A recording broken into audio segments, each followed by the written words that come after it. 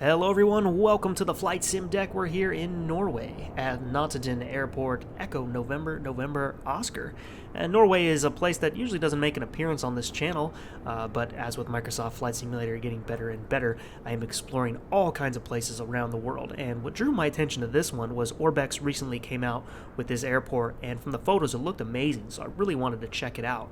And it's really just an aviation playground. I mean, you have gliding going on here, regular general aviation, and then also float planes. I mean, so you can kind of do it all at this airport. And we're here at the dock where you can definitely park your plane. I mean, we got the A5, the icon, so you could certainly take that in and out of here and have that kind of fun stuff. So we're just here at the Cessna Service Center, finishing up some of this sweet Norwegian coffee, and we're going to take a stroll over to our aircraft. You know, this airport really deserves it. It's very beautiful. These hangars are part of what got me, looking into this airport. They looked so cool from the photos, and they're very detailed. Probably the most detailed ones I've ever seen in a simulator, aside from maybe when I tried Dead Stick Simulator, the Bush Simulator. That had a very nice and detailed hangar. So checking these out as we walk up to our plane. I think it was specifically this one that I saw in the photo. It was like a night photo, and it looked really cool. But yeah, you can go inside these. This one's not quite as detailed, just some toolboxes sitting around. But the other one is nice. Really looks good. You have like workbenches and whatnot. Metal signs that you would expect to see in a shop like that. But yeah, we're going to be taking out the Cessna 172. Now, I had a subscriber recently request the 182 on my last video, but I looked into the price. Coronado wants $29.99 for that. It'll probably go on sale soon, but I just didn't want to spend the $30 because I would probably only use it for this one video. Because now that we have, I got the 172 with the steam gauges, the 172 with the G1000, and then the C208B. Between all those planes, I really wouldn't use the 182. I really like these. So as a compromise, we're taking up the 172. It's pretty close to the 82. And I also have this nice livery that's actually based out of Norway. It was done by USAF Newcomb. He did the livery. I'll put it in the description if you guys want it. But pretty cool livery, and it fits the area for everything. As far as I know, the tail number and all that, it's all going with Norway. So let's go ahead and get in the cockpit here and get going today. It's late morning, almost noon. The parking brake is set, so let's go ahead and turn on our battery and the alternator. And the beacon light to let everybody know we got some power to the aircraft.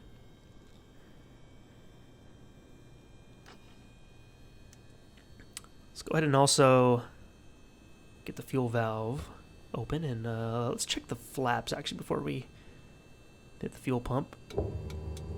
Extend them all the way.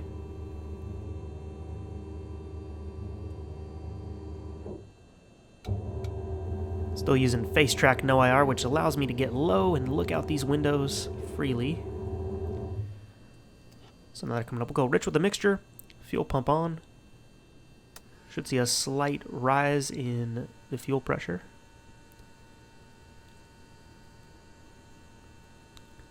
Go ahead and pull the mixture out now.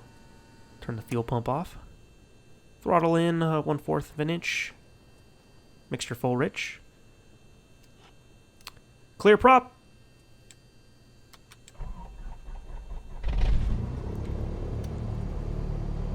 Alright, got it started up. Clean the mixture out a bit.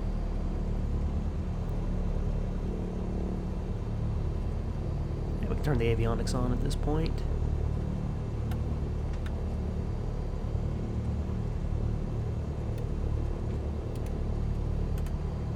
Just the only thing with the head tracking, sometimes it's hard to keep the head center while you're trying to toggle a switch. It's usually not so bad. It's kind of been a little twitchy lately. I don't know if it's an update or something that changed it. So we're squawking 7,000 for VFR in this region. Go ahead and put the yoke back, and let's switch over to the map down there as well.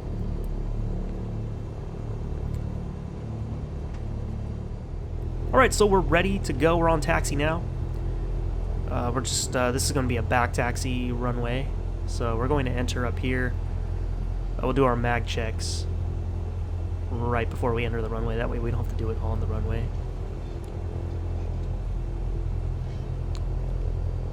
Taking off from runway 12 today, which brings us out over the water. And like I said, we'll just do a couple circuits. So first it'll be a touch and go, and then we'll just land, just to basically see the area. Just, it's real beautiful, fun place to be.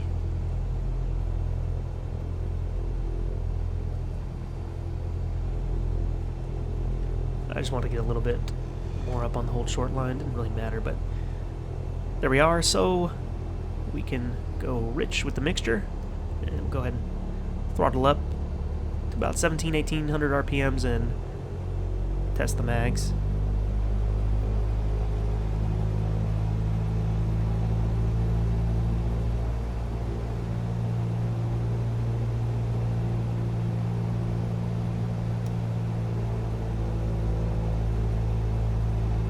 Again, having a little bit of difficulty with the head. It's moving on its own to the right as I'm trying to look left.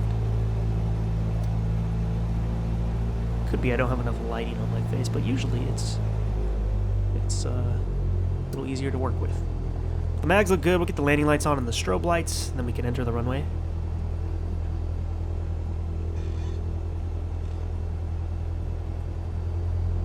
Now the only difference I noticed is the runway paint, which you usually don't see too often, is it's actually yellow rather than white. Of course, the taxi line here is yellow, but I mean the lines going down the runway, I think the touchdown zone markings, all that are yellow. Now, these are, to my understanding, some of the SDK limitations. I don't think they have the ability to change the color of those things, so that's what we have for now. But I mean, I wouldn't mind. Had I not actually looked it up, I never would have known, but it's just the paint. It still looks really good. I think they did a great job with the area. Now coming up on our right is where they park a lot of the gliders, or sailplanes, soar planes, many names for these. But yeah, I thought that was cool. So it's a nice area to go gliding, and as soon as we get gliders, you can bet I'll be at this airport doing that. Really enjoy gliding. It's the only aircraft I actually have a little bit of time on, very low time, is a glider.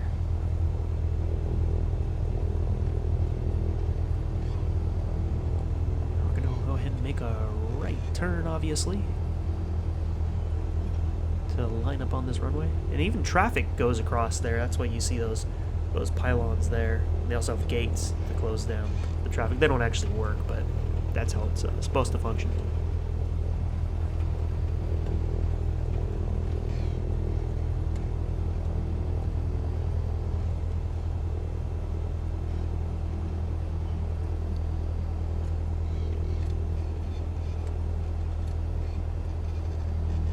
Okay, let's go ahead and throttle up.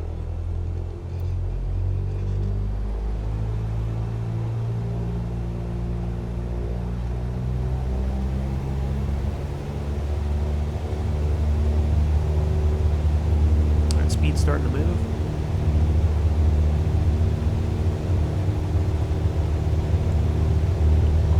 Put it at 40 knots. 50. 55, and we'll rotate. Pretty light today.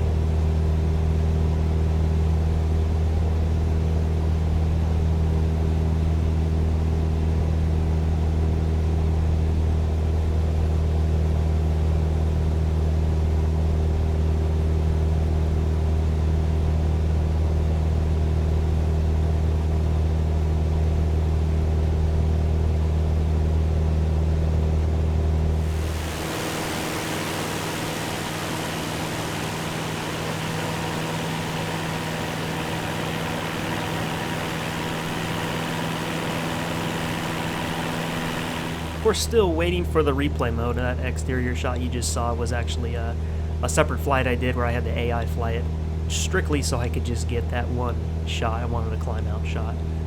a nice one. And if I was to do it now, it just compromises how I'm flying. So did my full flight with the 2 circuits, and then went back and had the AI do is a little bit of flying so I can get some exterior shots. It's easy to do if you have the autopilot on, but for stuff like a climb out, not easy to do. But I'm hoping they, I think it's in the works, I've heard, and I just hope it lets you save the full track and it actually captures all your instruments and everything correctly.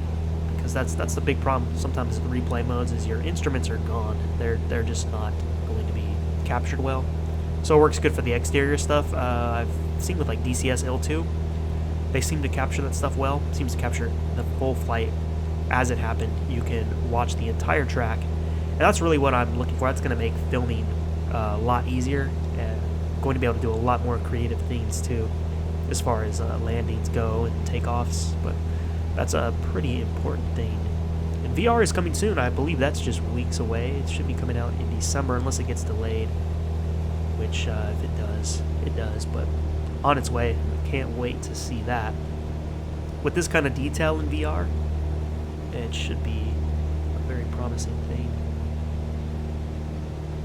We're going to make a left turn. We're going to do it 2 different ways. We're going to go around this hill here.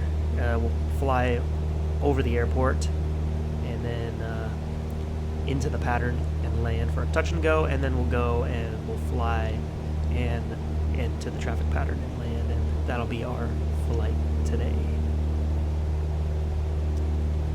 Hope you guys been doing the live streams weekly. I've been trying to do a plane spotting stream. I need to do one this week for sure. Still not sure what airport to do it at. And we'll do some more flying. I've been bringing out the Zebo on the streams, and the 737 MAX has been approved for flight in the real world. I've been bringing that out. It actually happened 2 days after I did that video. Then the news came out that it's ready to fly. So I flew the MAX 6. That's the only one I have right now. They got the 7, 8, the 9, the 10. So one of those I'll have to do some more flights with. Probably a live stream or more like a point A to B video with the commentary. I didn't realize how many people actually missed the commentary. I did 2 videos in a row, no commentary, just approaches, the MAX video, and another video, but people seem to want the commentary. Oftentimes it just takes a little longer to do. This video I don't have really too many talking points because we're not doing much. We're just kind of flying the circuit. But with some of the videos you gotta have a lot of bullet points written out so I can free talk, because it's not always easy to talk to yourself for 30 minutes, which is going to be the length of this video in the end. Just kind of go with the flow, talk what you know. But yeah, a lot of trees out where we are now. But we'll be coming back over to the town in just a second. The 172 on this sim is really good, despite what anybody says. Like, you know, I think a lot of criticism goes to the commercial planes, but when it comes to training, I don't see why you couldn't train. You know, if you're studying to fly a 172, 182, I don't see why you can't use this to train for the procedures people talk about. The you know, the physics not being right, but I've used, when you use all the sims, and I mean all of them, you use like DCS L2, P3D, X-Plane 11, Aerofly FS2, Microsoft Flight Simulator, FSX. When you use all those, you get a good feeling of like, of what's right and wrong, what feels good and what doesn't feel good, what feels artificial. This doesn't feel artificial to me. This feels like you're dealing with wind, you're dealing with forces on the control surfaces. And despite all that, some CFIs would tell you that it's not so much about practicing how the physics feel and how the plane feels, but you're practicing procedures. You're building muscle memory of how to react, what procedures to do, what flow to do, and that's really what helps you with these simulators. And this 172 here, I don't see why you can't practice flows with it and you know, use it as something during your off time. Maybe you can't fly right now. Maybe COVID came in and messed it up for you. Now you can't fly, or it's delayed, or it's something you plan on doing. If you follow the procedures correctly, if you have an actual checklist, you read the manual, you try to do everything by the books, real world with this, that you're going to be ahead of everybody when it comes time to do your training. I mean, it's not going to hurt you. The only way I think it can hurt you is if you pick up bad habits and you don't treat it like it's a real plane. So if you can do that, I think you'll be fine in this simulator in that sense. So we're still waiting on the commercial planes to come around. They've made vast improvements on the A320, the fly-by-wire. Really, that's really coming along very fast.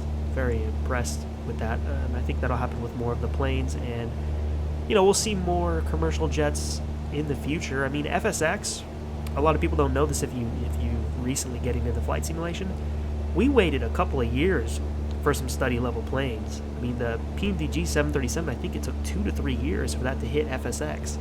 That was when it was new, it was still being developed, but that's how long people had to wait. I think we're only going to be waiting about a year when it comes to that aircraft, and I can wait. I mean, that's my favorite aircraft, so of course I want it in this simulator. But for now, I just go to X-Plane 11 for all my 737, A330, A320 needs. I just hit up X-Plane 11 for now. One day that'll evolve, and I'm sure I'll be on this sim more exclusively for those planes. But right now, I don't mind switching back between the two, and I really enjoy using all the sims. No bias here, there's pros and cons to each one, but I enjoy using them all for whatever it may be. And even in this one, flying like commercial A320, that's coming along. I mean, I'm happy with it. It looks good, and what I love about this sim, as I've said over and over again, is it now has me really exploring the world, because there's something to explore, there's something to see. You're not just going to see the same textures repeated over and over again, maybe some buildings that kind of resemble what's there.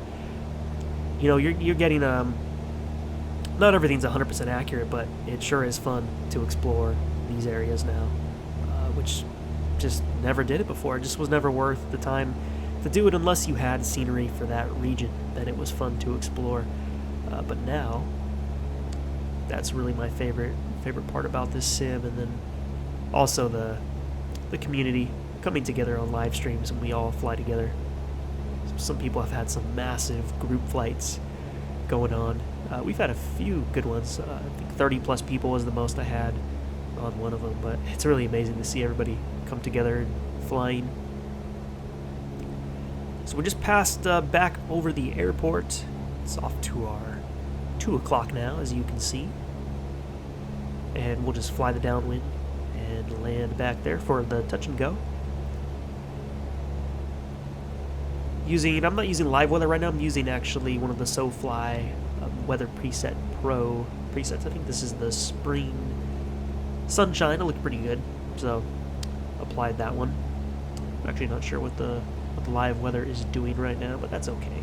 Just wanted something that looked good lighting, and really kind of showed off the beauty of this region. Always looking for new ideas, requests. If you want to throw them out there in the comments section, I might do it if it's doable and I like it. I think just that 182 comment is what also inspired me to do this flight, though we're in the 172, but I think I was going to do something in the A320, but I decided to take this out after that. But we'll do that next. For sure, I want to do a A to B commentary video in that A320 tried out. I haven't used it in a few weeks. I'd like to see where it is now. I know it's, I think the ground effect is a little better with it. So we'll have to check all that out. Yeah, just flying this downwind. Well, of course, if you want to follow me, I'm on Facebook, Instagram. Got a TikTok now. Put some short clips on there. TikTok-ish style, usually, sometimes. And that's been fun. Been getting a small following over there. Of course, the YouTube thing's going. Doing videos for FSElite still, though I haven't done one in about a month. Got to do one here pretty soon. Looking into doing a few series videos over there. Holidays coming up, a lot of sales, so look out for those. Happens every year. If you're new to this hobby, check out the sales that'll be happening. Usually most of the companies do it, so this is the best time to get deals, especially with Orbx. So with this one, if you like this scenery, I would not go out and purchase it today because of how close we are to Black Friday, Cyber Monday, and all that. It's going to go on sale. Most of these probably will be. Some of the new ones you don't, but this one might, you know, they might throw 20% on it or something. Alright, so we're turning base back to Echo November, November Oscar.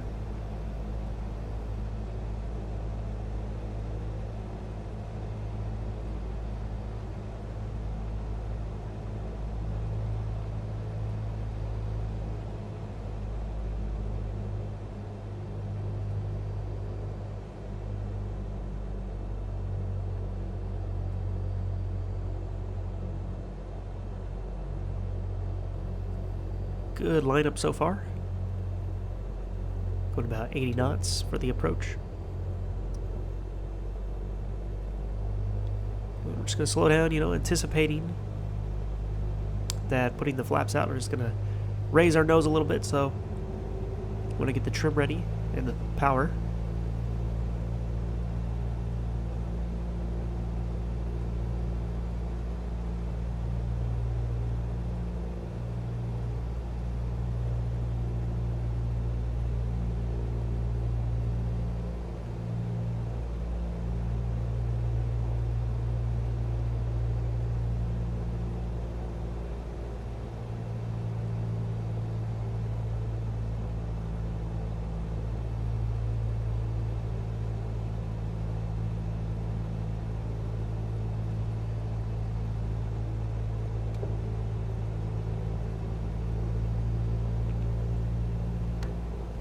Wish I had some ATC to go for this, but we don't. I don't want to use the one that comes with it. I only like using that for ATIS. Otherwise, it's not very useful to me. But the ATIS is good. Dialing that up to get the weather helps.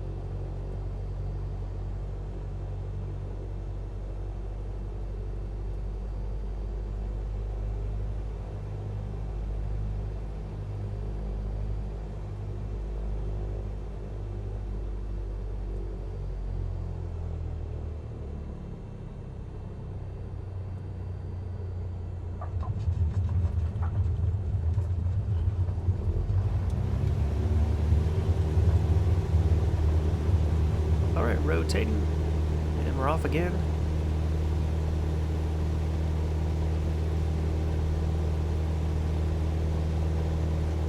Pitch down for about 70, then up to 80.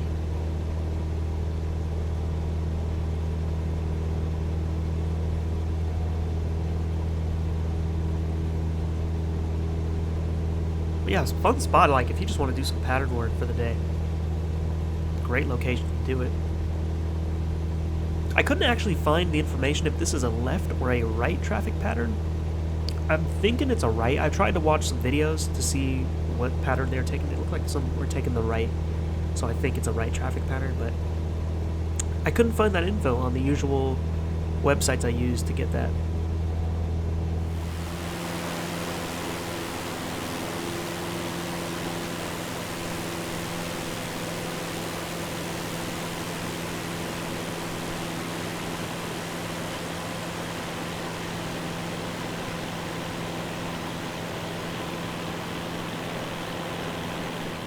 Alright, we went ahead in time a little bit. Otherwise, this was going to be a 45-50 minute video. All I cut out was we flew down a little further and then made a right turn to come back. But now we're right by the airport, going to enter that downwind again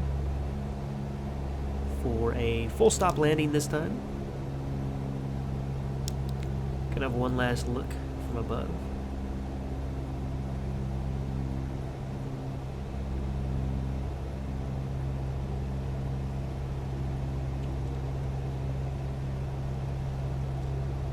Head tracking has been so brilliant in this simulator because it's not the same for all simulators. I don't know really what it is, but they don't all allow the kind of head movement this one does, as far as like the leaning your head and bringing your head lower, and some of them you can't really lean in, like you feel like you're hitting a wall. This one really lets you have like a free range of that movement.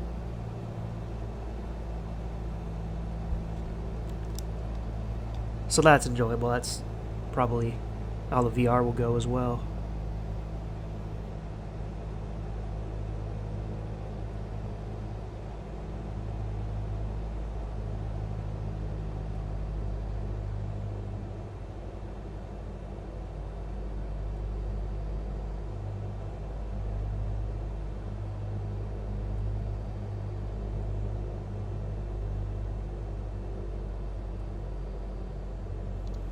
So if there's any other Orbx airports you guys want to check out, let me know.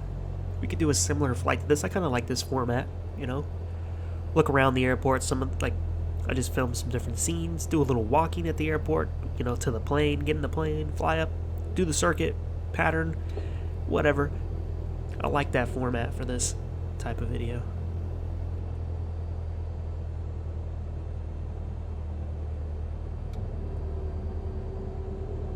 Turn in base for runway 12.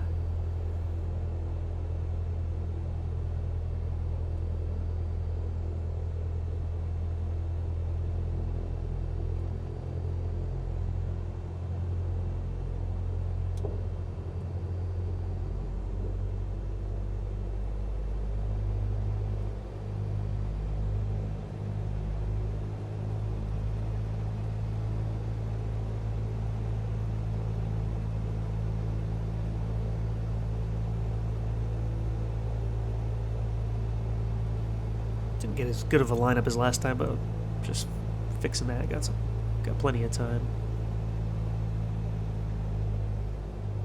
Sometimes with the head tracking too, you get you kind of get stuck looking at like a little bit of an angle, and then it just messes up how you line up too with that view.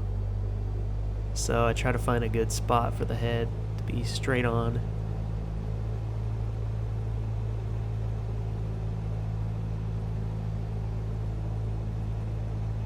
This runway can fool you a little bit because the touchdown zone is actually nearly halfway down there.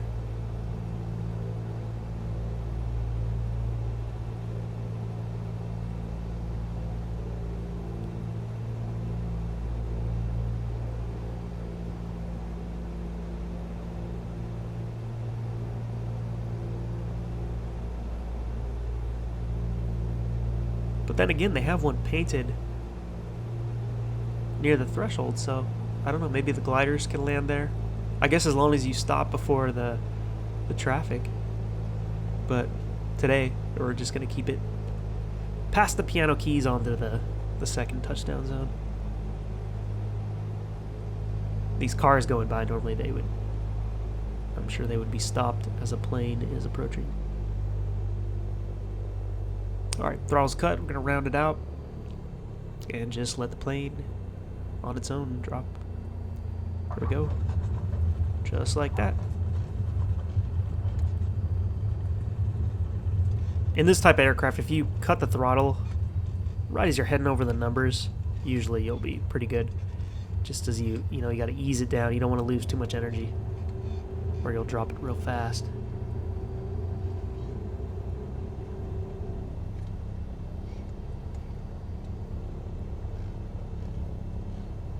Flaps coming up. Go ahead and get the landing light and the strobe. Oops. Didn't really mean to stop here, just trying to get these lights. Keep it moving, keep it moving.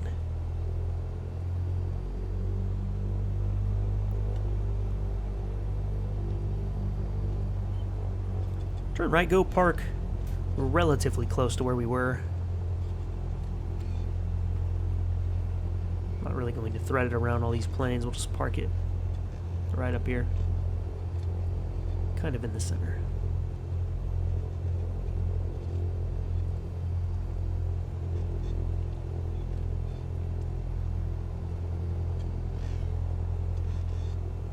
Alright, that'll work.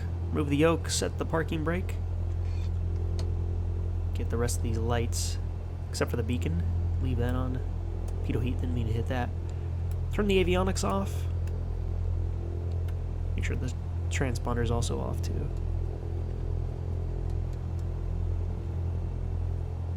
Alright.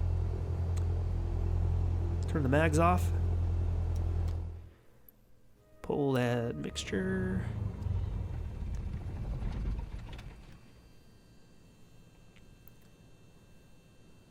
Fuel valve down here. It's almost hidden. And then we can get the beacon and the battery. And that's going to be it. Well, guys, hope you enjoyed this flight that we did around the area. Fun airport. Again, taking requests. If you throw a request out there that I like, we might do that flight next. So, thanks for watching, guys. You take care. I'll see you next time.